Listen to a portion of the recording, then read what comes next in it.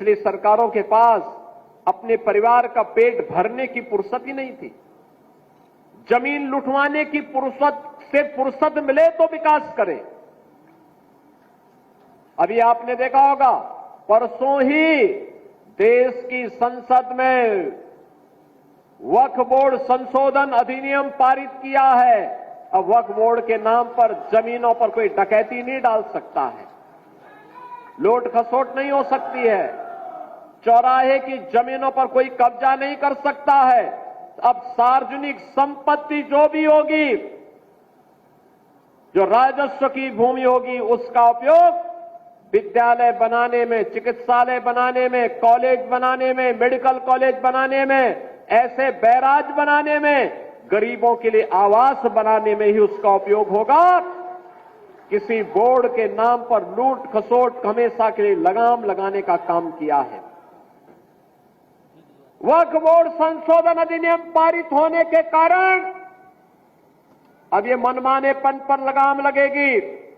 मैं इसके लिए प्रधानमंत्री मोदी जी का, गृह मंत्री अमित शाह जी का हृदय से आभार व्यक्त करता हूं, क्योंकि उत्तर प्रदेश में भी लाखों एकड़ लैंड वक्फ बोर्ड के नाम पर नाजायज तरीके से कब्जा करने का काम हुआ था। इसमें किसी गरीब का कल्याण नहीं हो रहा था, चंद लोगों के लिए लूट का एक माध्यम बन गया था। इस लूट पर अब लगाम लगेगी, सख्ती से लगाम लगेगी, और उसी लगाम के क्रम में आज हम सब आपके बीच यहां पर आए हैं। एक और विकास, किसान का विकास है, नौजवान के लिए नौकरी और रोजगार है, बेटी को सुरक्षा और स्वावलंबन की दिशा में आगे बढ़ाने का कार्य हो रहा है। श्रमिकों के बच्चों के लिए अटल आवासीय विद्यालय बनाए जा रहे हैं। आज यहां पर मुख्यमंत्री कंपोजिट विद्यालय भी बनाया जा रहा है। इंटीग्रेटेड कैंपस होगा, प्री प्राइमरी से लेकर के, यानी नर्सरी से लेकर के सीनियर सेकेंडरी लेवल तक, 12वीं तक एक ही कैंपस में एक विद्यालय हमने महाराजगंज के लिए स्वीकृत किया है। केवलापुर में पहला विद्यालय बन रहा है और फिर इसको अगले चरण में हर विधानसभा क्षेत्र में बनाएंगे। इसके बाद हर विकास खंड में बनाएंगे। मैं अभी से कहूंगा, सभी जनप्रतिनिधिगण और प्रशासन भी हर एक विधानसभा क्षेत्र में 15-15 एकड़ जमीन आरक्षित करके रखिए। अच्छा विद्यालय देंगे आपको, बहुत अच्छा विद्यालय देकर देने जा रहे हैं, जिससे हमारे बच्चे अच्छी पढ़ाई करके जाएंगे। बहनों और भाइयों, पिछली सरकारें तो एक जनपद एक माफिया पालती थी। हमने उनके माफिया का स्थान अब 1 डिस्ट्रिक्ट 1 मेडिकल कॉलेज के लिए दे दिया। महाराजगंज में भी मेडिकल कॉलेज का शुभारंभ हो चुका है, मेडिकल कॉलेज का शुभारंभ हो चुका है। आज यहां पर हर एक क्षेत्र में नया कार्य प्रारंभ हुआ है।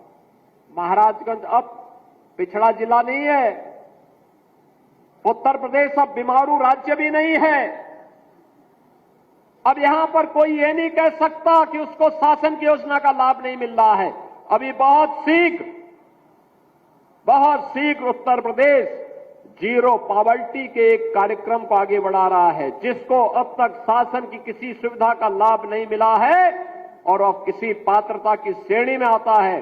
बहनों और भाइयों, उसका सर्वे का काम अंतिम चरणों में चल रहा है और मैं आपको इस बात के लिए आश्वस्त करने के लिए आया हूं, अगले 3 वर्ष के अंदर उत्तर प्रदेश से गरीबी को हर हाल में पूरी तरह समाप्त करके एक समृद्ध राज्य के रूप में स्थापित हमें करना है।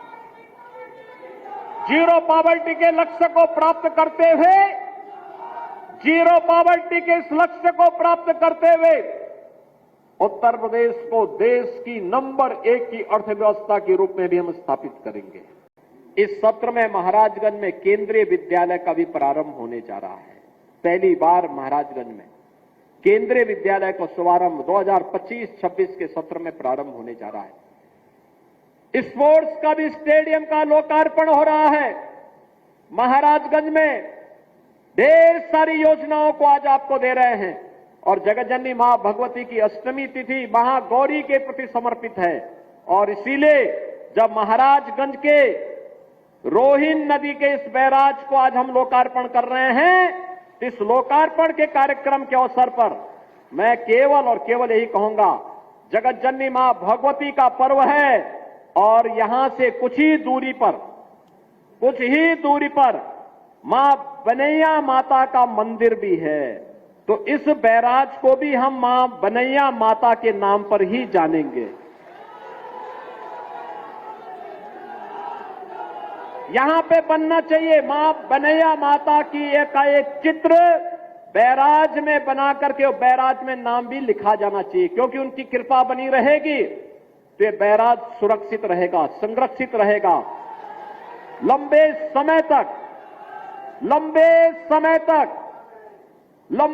समय तक इसका लाभ यहां के अन्नदाता किसानों को प्राप्त होता रहेगा।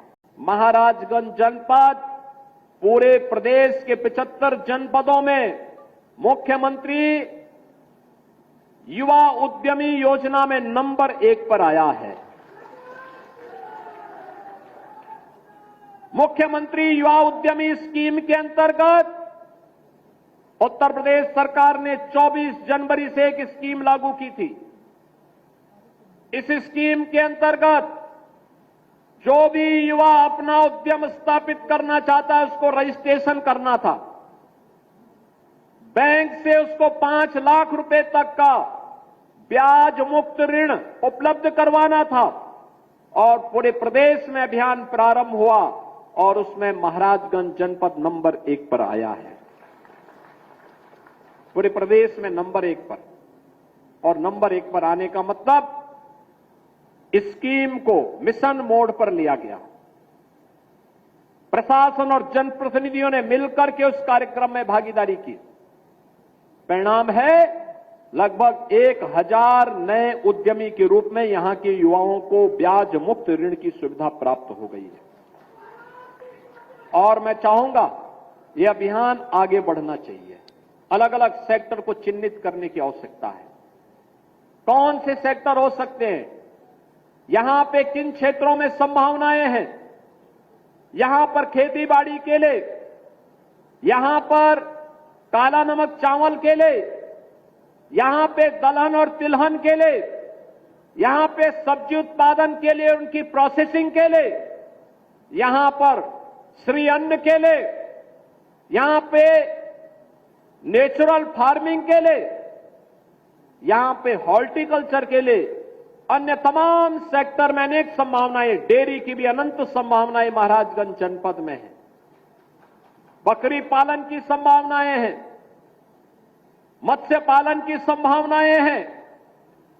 इन सभी सेक्टर के साथ साथ अन्य जो भी ऐसे सेक्टर हो जिसके माध्यम से महाराजगंज में नए युवा उद्यमियों को प्रोत्साहित करके उद्यम स्थापित करने के लिए आगे प्रोत्साहित किया जा सके, इसके लिए जिला प्रशासन जनप्रतिनिधियों के साथ मिलकर के आगे कार्य करेगा। रामनवमी कल है, जगत जननी मां भगवती की सिद्धि प्रदान करने वाली तिथि है। सिद्धिदात्री के रूप में कल हम जगत जननी मां भगवती की पूजा करेंगे, और साथ साथ जगन्नयनता प्रभु श्री राम की जन्म दिवस का कार्यक्रम भी रामनवमी का पावन पर्व भी होगा। और इस बार की रामनवमी ठीक 12 बजे अयोध्या धाम में भगवान सूर्य भगवान राम का तिलक करते हुए दिखाई देंगे। भगवान राम लला का सूर्य तिलक होने वाला है कल, और उस कार्यक्रम को हम अपने घरों में बैठ करके देखें। अपने घरों में आप देखेंगे कल कन्या पूजन के बाद 12 बजे इस कार्यक्रम को टेलीविजन पर आप जरूर देखेंगे।